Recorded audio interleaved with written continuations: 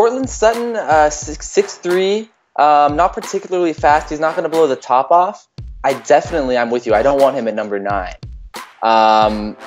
But if we could pick him up late in the first, early in the second, I think he could be very productive with Kyle Shanahan. I don't know if he could put up the kind of numbers people would expect him to. Are you listening?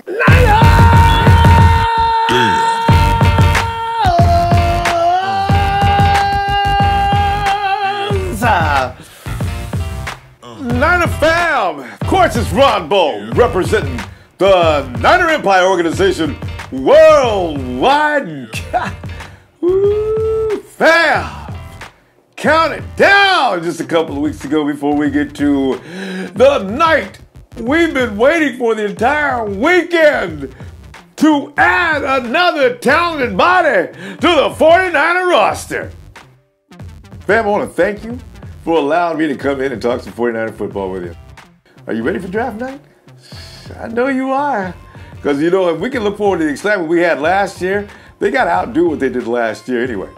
But first, I want to ask you, did Joe Cool bring you back down to earth?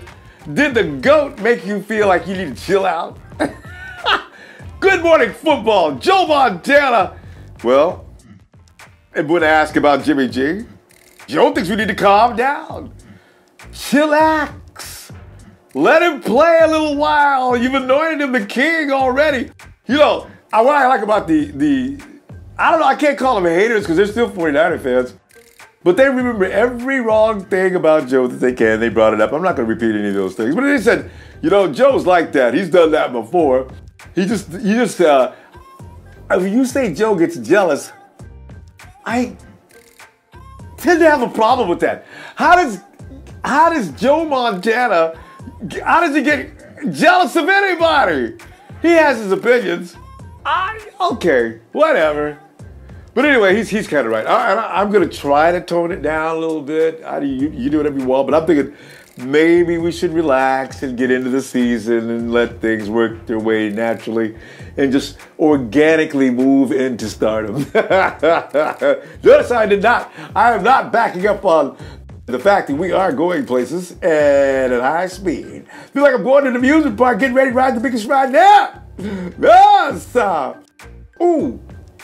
And did you notice, and already they're starting to look at players. There's Minkah Fitzpatrick. And you probably noticed, I don't know that anybody would possibly not notice, of all the players listed to come in for the 49ers to go visit, and they're going to go to their pro days, and they're bringing them in for pre-drafts, and they're going to have some privates and everything else. Minkah, Mrs. Fitzpatrick, little boy, Minkah, he gets not only one day, Minkah gets him 2. Now, I figured it like this. I figure Minkah Fitzpatrick, his skill set is very diverse. He can do a lot of things. So maybe it's going to take him 48 hours to fully assess what we have here in Minkah Fitzpatrick. So John says, all right, Minkah, so what we're going to do today, we're going to test out some skills that we think will determine your skill level as far as playing cornerback. And we'll get as much of that done as we can. It's a little late now. So what we'll do is we'll go ahead and knock that out and maybe grab a little bite to eat and do dinner and have a good time. And tomorrow we'll come in and we'll look at some more of the things you do. We know you play safety. We know you can cover the slot. And we'll look at all those things. And we thought that'd take a couple of days. I hope you don't, is that okay with you? Oh, of course, right? Because they told Minkah before he came he's going to be 2 days. So anyway, Meghan Fitzpatrick gets a lot of attention. Okay, John Lynch. We know John Lynch likes to play games with the rest of the GMs around the league. So, is John being sincere, or is he clowning around, making us believe that Minkah Fitzpatrick's going to be the man? Because I've already said John ran this game last year, and it was a phony. This year, I got a feeling he's not playing. I think Minkah might be yet. He might be. I want to talk about Reuben Foster. Reuben Foster, we've got to learn tomorrow, in fact, whether or not Reuben is going. Reuben, oh God, I just can't. Every time I think about it, I get so scared. Reuben Foster, the DA, is holding in his hands the future of the franchise. And it's not in a good position that he's in to be holding the future of no 49er franchise. If he comes in and says Reuben Foster will be brought up and he is charged with this, it's going to be like somebody's going to giant hammer and it's going to I got it. Just finish him off and got it. The DA's got to come out and say good things, but just in case he doesn't, I have looked at that list, and do you know I've seen a multitude of linebacker visits. Not only linebacker, I'm talking pre-drafts, pro days, the 49ers are checking. I haven't seen a Kaiser White as a hybrid safety linebacker. Man, are the 49ers planning life without Reuben already? No, don't give up on Reuben. He's going to beat this. I know he's going to beat it. Roqan Smith is jumping out. Right on the page it says Roquan Smith. 49ers most likely to pick Roquan Smith in round 1. And you know what? He will indeed be available in round 1. With that 9th pick, if they don't trade it down, Roquan will be there. Tremaine might not be, and I'd rather have him. But Roquan is in the mix, fam. And if we find out tomorrow that Reuben is indeed in trouble, Roquan is liable to be the pick. Because the 49ers probably look at him like, well, he's a lot like Reuben, and we can bring him in, and if he doesn't work, if Reuben does get back sometime soon, we got both of them, and it's kind of a blessing. They'll look at the silver lining. It's kind of a blessing in disguise. Oh, God, no. Oh, man. But at the same time, like I said, Minkah Fitzpatrick, why were they looking at him so hard? Anyway, we got, they looked at for, wait a minute, fam. Hey, you know who else likes Roquan? Not Roquan, but you know who else likes Minkah Fitzpatrick? The Patriots like Minkah Fitzpatrick. Is John Lynch actually baiting the Patriots for their 2 picks at 23 and 31?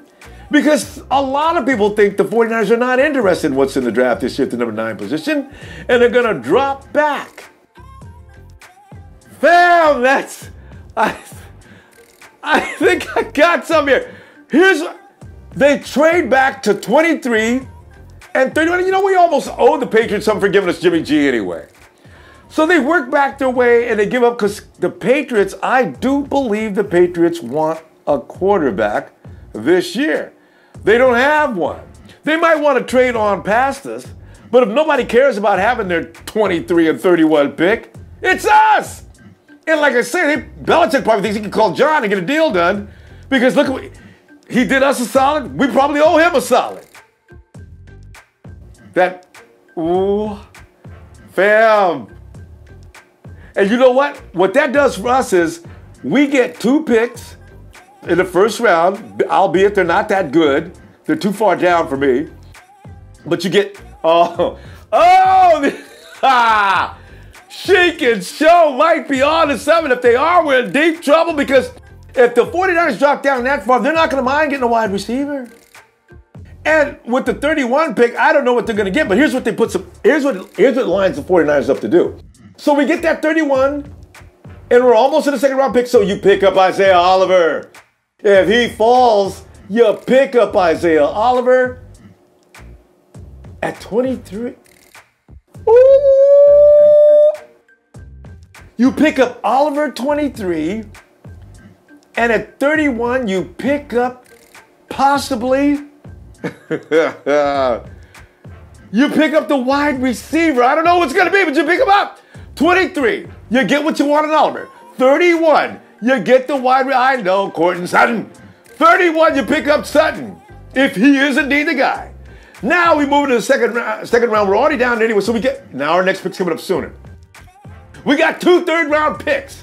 Those picks are kind of bunched up. You can anticipate what you're going to do when the picks are that close.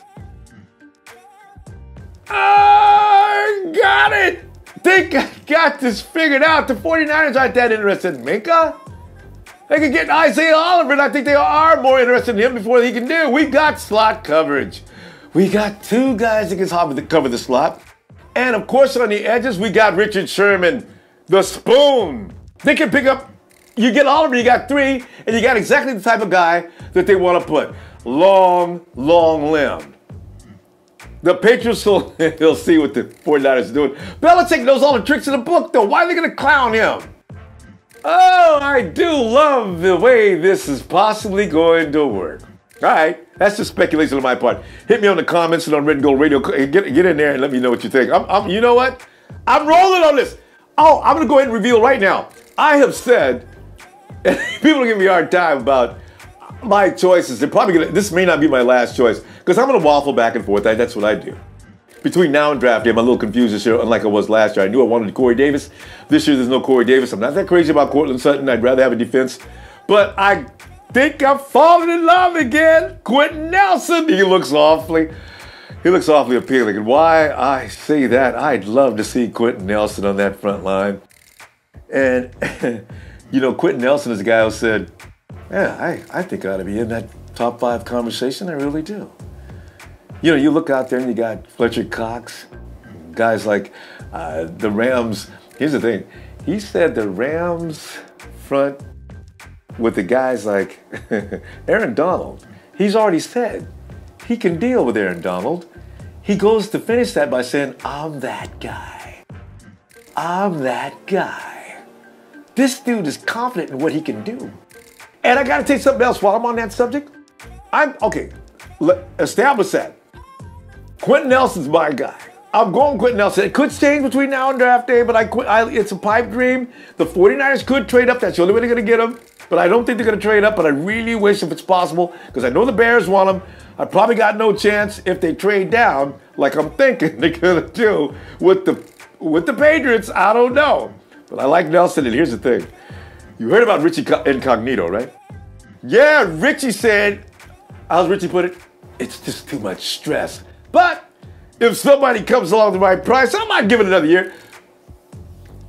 You get Richie Incognito, sign him up for a deal, 1-year deal. He only wants to play 1 year anyway. Can you imagine? I got Joe Staley on the outside. Quentin Nelson next to him. I know what you're saying. What happened to Joshua Garnett? I'll get to that in a second. I got Nelson next to Staley, provided he breaks him. Richburg in the middle. Next to him, I got Incognito.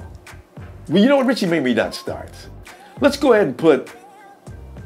my right is going to be a little questionable. We're going to have a fight for that. But I got Trent Brown on the outside. Can you imagine the look on Aaron Donald's face and the Ndamukong Suh, and they put their hand down and look up?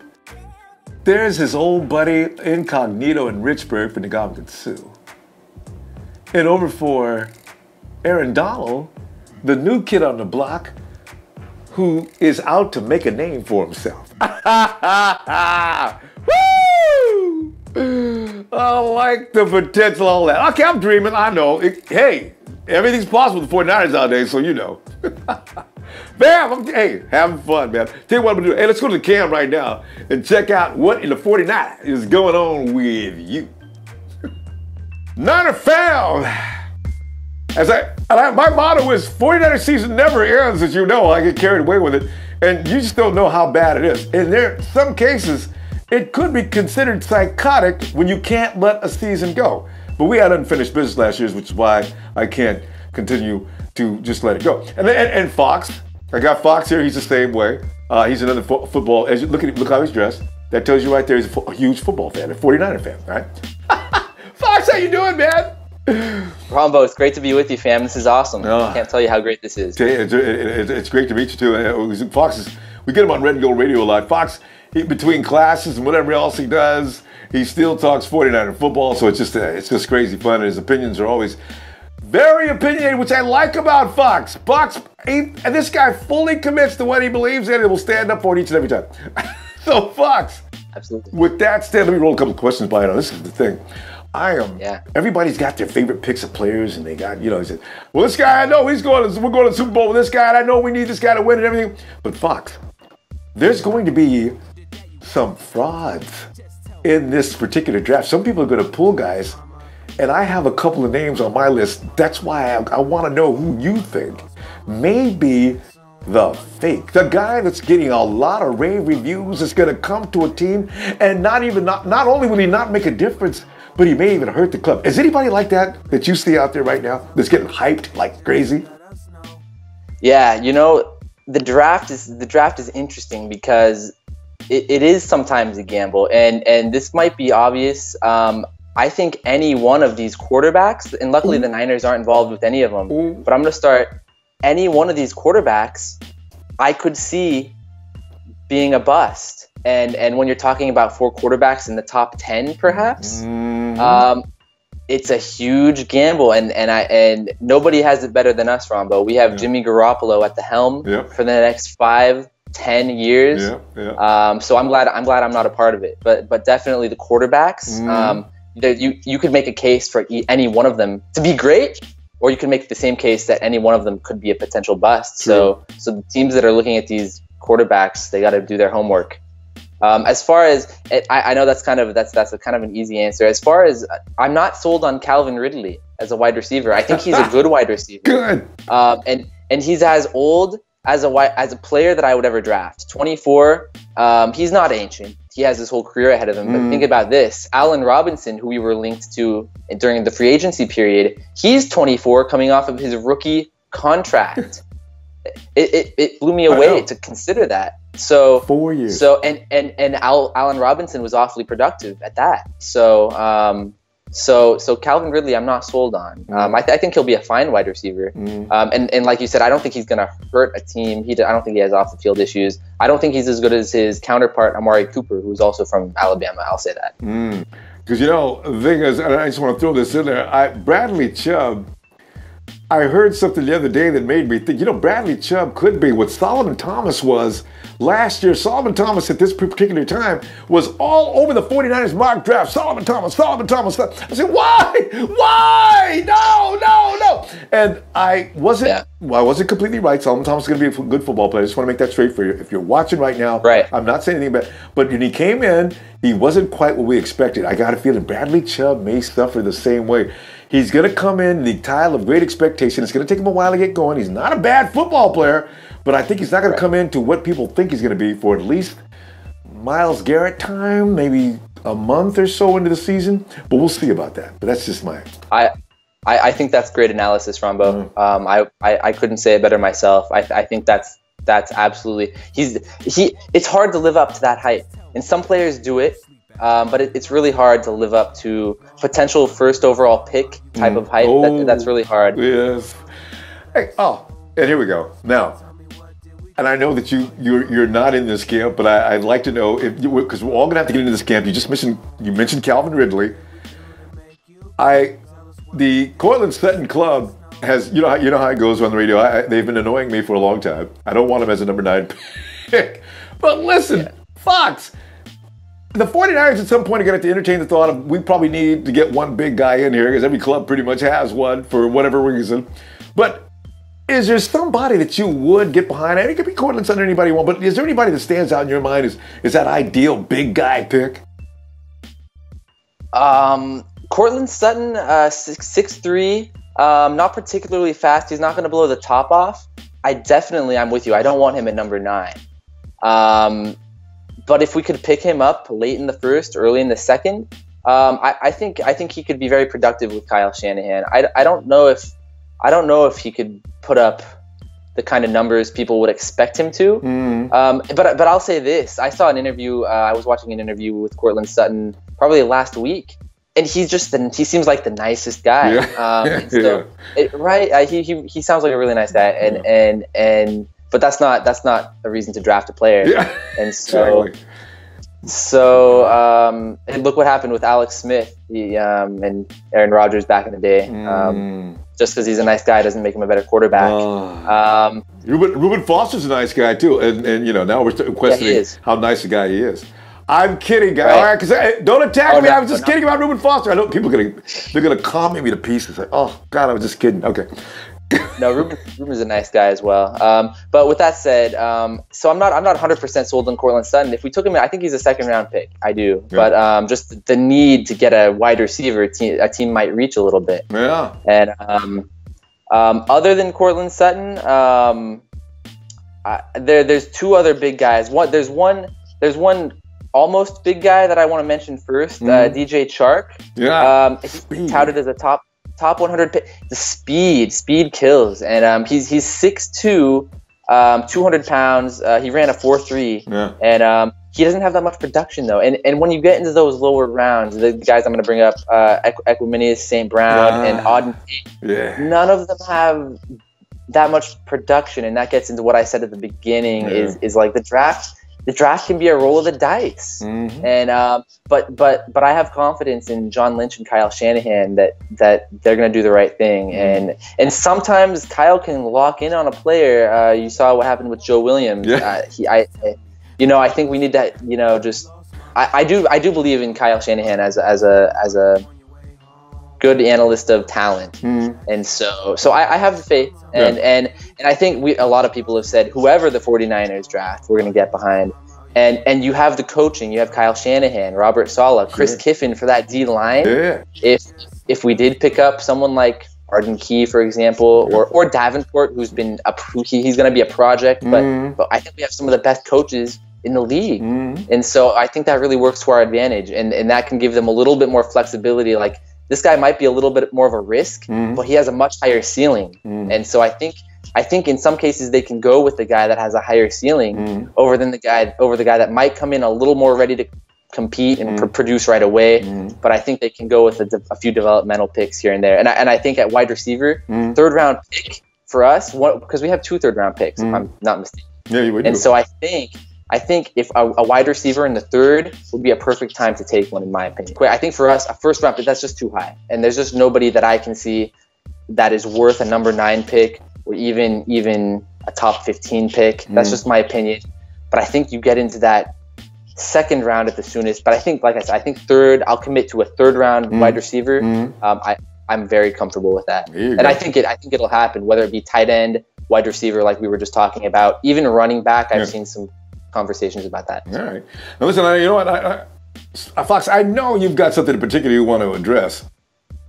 What would it be? I could always talk about Derwin James. Well, I mean, Well, we probably heard everything we could hear about Derwin James, but I mean from you. But is there anything else? Yeah. Or otherwise, go ahead. No. Well, let me say this. Back to our staff. I have faith in this organization, and so I think what John Lynch can do is talk with Kyle. Say, Kyle, is there really an offensive guy you would want at number 9? And I think unless Saquon Barkley is sitting there, unless Quentin Nelson is sitting there, and I'll equivocate by saying I don't even know if Quentin Nelson would fit Kyle's system very well. So Kyle might want to pass on Quentin anyway. But Saquon's not going to be there, and unless Chubb falls, okay, so you're gonna have the expected players we expect, and I think Kyle's gonna say, let's send this pick to the defense. And you're going to have some of these defensive coaches, Robert Saleh first, Chris Kiffin potentially on the D-line, and others. You say, this is your pick. Who do you want? Okay? I like Derwin James. But if Robert Saleh tells me I have no use for Derwin James in this defense, Fox, I'm going to say I won't speak about Derwin James again. And I think if you give that pick, because that defense was, 24th? That's not good enough. We're somewhere down there, Terrible. Somewhere down there, Where that's not good enough. So where I'm coming from, if we can pick up an impact player at the number 9 pick, I personally like Derwin James and Tremaine Edmonds. If we can pick up one of those impact players at number 9, and Robert Saleh would be very involved, that's what I want. Right. That's what I want. There you go. That's what I'm advocating for. Yeah. Really just... It's a team effort. I mean, we have some of the smartest guys. Saleh is a disciple, I believe, of that Seattle system. He is, yes. And Kyle Shanahan is one of the best offensive minds in football, if not the best. We have a Hall of Fame player at our general manager position, not to mention the scouts. I could go on and on. I do trust the organization. And that's something I've been saying since, we talked about the draft January, February. I said, trust the process. Although I do have my own opinions, of course. Yeah, Joe and James, Edmund. Trust me, Fox has his own opinions, for sure he does. But yeah, and you know, Fox, and later on we're gonna probably see something because we've only been with this club for 1 year. I mean, the club as it is now. We've only been with this regime for 1 year. Absolutely. So we're gonna have Absolutely. opinions are gonna get formed. I know you got a few from last year. I got a few. Everybody's got a few from last year. Absolutely. And they're mostly positive. Oh yeah. So going forward, these guys, remember, they're learning on the job, Fox. This is what people don't understand. John Lynch is learning on the job. Kyle Shanahan's been around the league for a long time, so he's not really learning on the job, but he's sort of just redirecting what his responsibilities are as a head coach. So it's kind of fun watching these guys as they learn and they keep moving up on this curve, and I love what I'm seeing. So, I love what I'm seeing too, and I like that we brought in 2 guys together because then one doesn't have that seniority card. Yeah. Even if John Lynch only had 1 year on Kyle Shanahan, then it's more John Lynch senior. I like that these 2 were brought in to work together. I think they knew about each other when they were hired. They said, I can work with this guy. Yeah. Okay. And I like that. And I like that John Lynch doesn't have baggage because sometimes you make a horrible trade, you make a horrible first-round pick, and you get gun shy. I like John Lynch being able to fleece the Bears like he did last year. Now, a team might not trust John this draft, but hey, maybe next year's draft, someone comes crawling over to John and said, well, we'll be a much higher draft position. But you know what I mean. Like, I really like that there's no baggage. I think they've worked well together so far. I saw one report trying to imply that there was a rift between Kyle Shanahan and John Lynch. That was misunderstood, Fake news. So I really like where we're headed. Great. Tell you what we're going to do. We're going to buzz on out of here right now, Fox. Put us out at Levi's Stadium, Fox. We just scored a touchdown.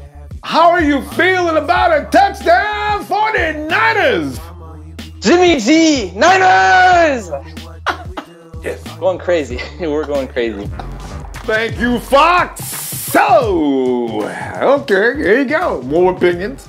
More things we get down at the bottom, give you some comments for, and also Red and Gold Radio, which will be on soon. And in fact, could be on any time now. Keep an eye on the Ronbo Sports app, and we will let you know. Hey, Red Gold GM coming up, fan gathering. We are going to have fun all weekend long, but I'll tell you what, I'm going to see you then. For now, keep it red and gold, fam. Hit that like. You know I was going to say it. Hit the like. Do not forget to hit the like, share, and subscribe. And I'll see you soon. I really think I will. 7, 6, 5, 4, 3, 2, 1. Your sacred stone.